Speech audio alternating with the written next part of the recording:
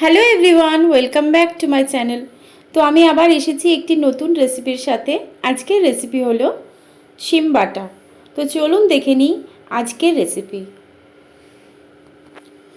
প্রথমেই আমি নিয়ে নিয়েছি দুটি কাঁচা লঙ্কা, আদার টুকরো একটু, আর 6 থেকে 7টি রসুন, আর নিয়েছি শিম, ধনেপাতা নিয়েছি একটি, পুরো গাছ নিয়ে নিয়েছি, সেটাকে মাঝখান থেকে কেটে নিয়েছি, আর নিয়েছি একটি লেবু।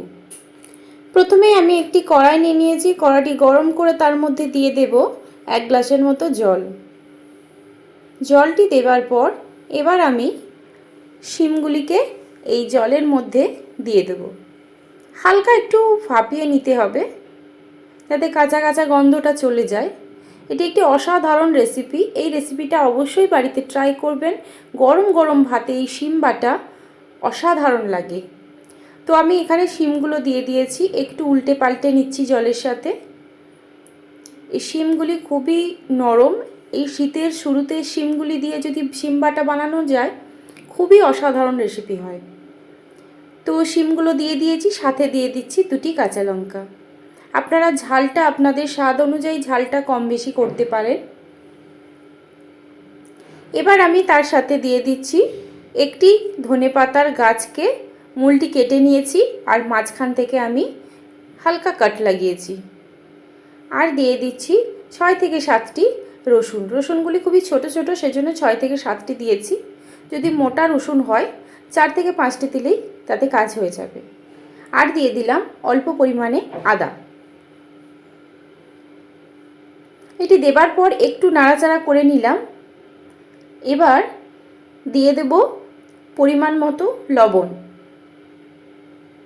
লবণটা দিলে এইটার স্বাদটা খুবই সুন্দর হয়, আর খুব তাড়াতাড়ি সেদ্ধটা হয়ে যায়।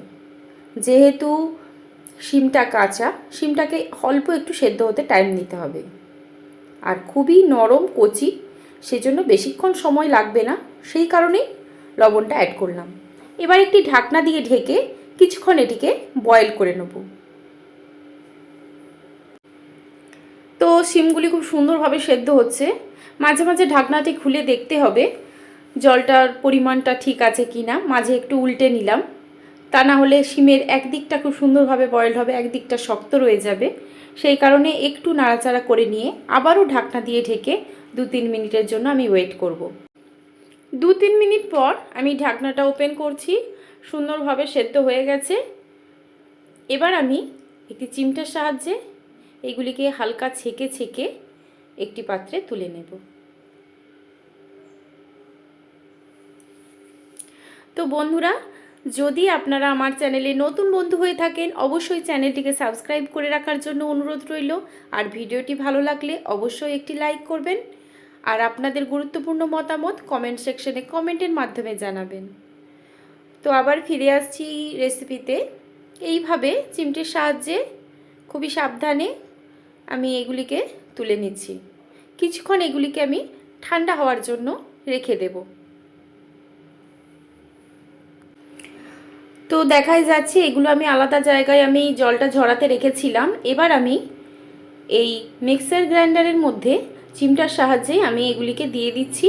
দিয়ে আমি কিছুক্ষণ এটিকে রেখে দেবো এইভাবেই, যতক্ষণ না এটা ঠান্ডা হয়। ঠান্ডা হলে তবেই আমি এটিকে গ্রাইন্ড করব। প্রচণ্ড গরম, খুব সাবধানে এই কাজটি করতে হবে। এবার এটি ঠান্ডা হলে আমি এটিকে গ্রাইন্ড করে নিচ্ছি। তো আমার গ্রাইন্ড করা হয়ে গেছে। আপনারা দেখতেই পাচ্ছেন কালারটা কত সুন্দর এসেছে, একটা গ্রিন কালার এসেছে। তো চলুন এবারে বাকি রেসিপিটা করা যাক। এখানে আমি কড়াইটা পরিষ্কার করে নিয়েছি। এবার আমি কড়াইটাকে গরম করে নিচ্ছি। গরম করে নিয়ে এর মধ্যে দিয়ে দিচ্ছি 1 চামচের মতো গাওয়া ঘি। ঘিটা দেবার পর ভালোভাবে আমি ঘিটিকে মেল্ট করে নিচ্ছি।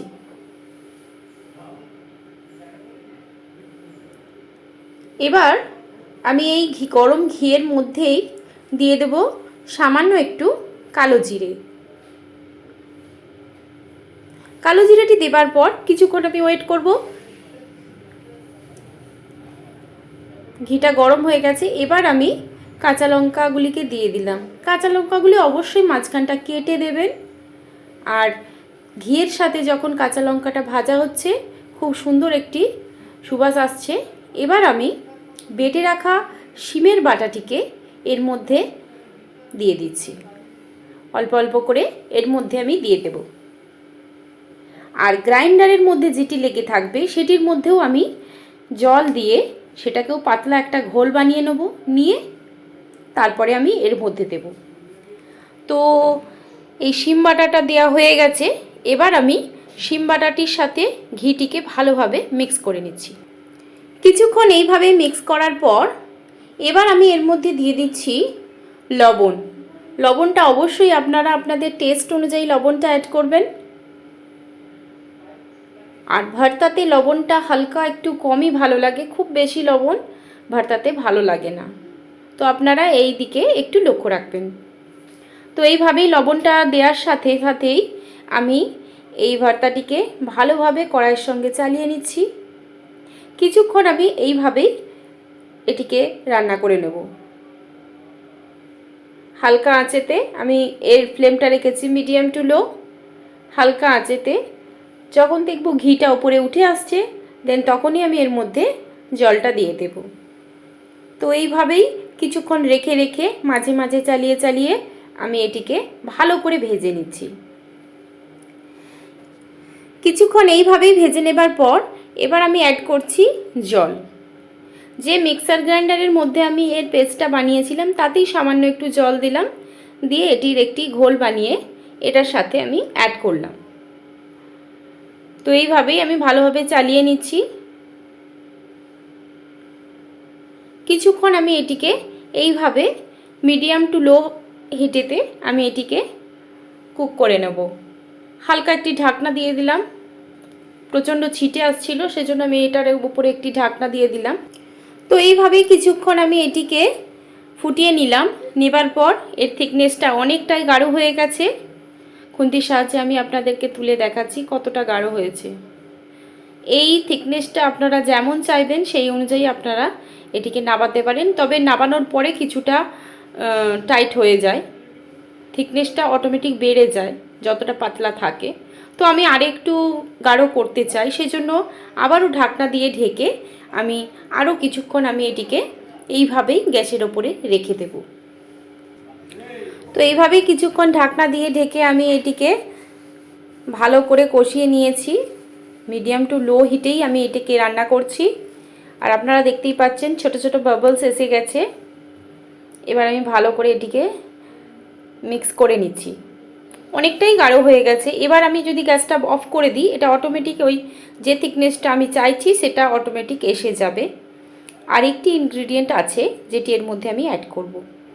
তো এইভাবেই কিছুক্ষণ চালিয়ে নেবার পর এবার আমি দিয়ে দেবো হাফ লেমন এর মধ্যে স্কুইজ করে দেবো। লেমনটা স্কুইজ করে দিলাম, ব্যাস আমার রেসিপি রেডি। এবার আমি জাস্ট নামাবার আগেই এই লেমনটাকে স্কুইজ করবেন, তা না হলে এটা তেতো হয়ে যাওয়ার সম্ভাবনা থাকে। ব্যাস এবারে হালকা মিক্স করে নিলাম। আমার রেসিপি রেডি টু সার্ভ। গরম গরম ভাতের সাথে অসাধারণ লাগে এই শিম বাটা। অবশ্যই এটি বাড়িতে ট্রাই করবেন। আমি একটি ঢাকনা দিয়ে ঢেকে দিলাম, 2-3 মিনিট রেখে আমি এটিকে নাবিয়ে নেব। তো বন্ধুরা, এই রেসিপিটা আপনাদের কাছে কেমন লাগলো? আশা করি ভালো লেগেছে। যদি ভালো লাগে অবশ্যই ভিডিওটিকে একটি লাইক করবেন। আর নতুন নতুন ভিডিও পাওয়ার জন্য আমার চ্যানেলটিকে সাবস্ক্রাইব করে নেবেন। পাশে রাখা বেল আইকনটি ক্লিক করে অলে ক্লিক করে দেবেন, যাতে আমি যখন নতুন কোনো রেসিপি আপলোড করব তার আপডেট মিস না হয়। তো আবার আসবো নতুন কোনো রেসিপির সাথে। ততক্ষণ সুস্থ থাকবেন, ভালো থাকবেন আর সবাইকেই ভালো রাখবেন। ধন্যবাদ।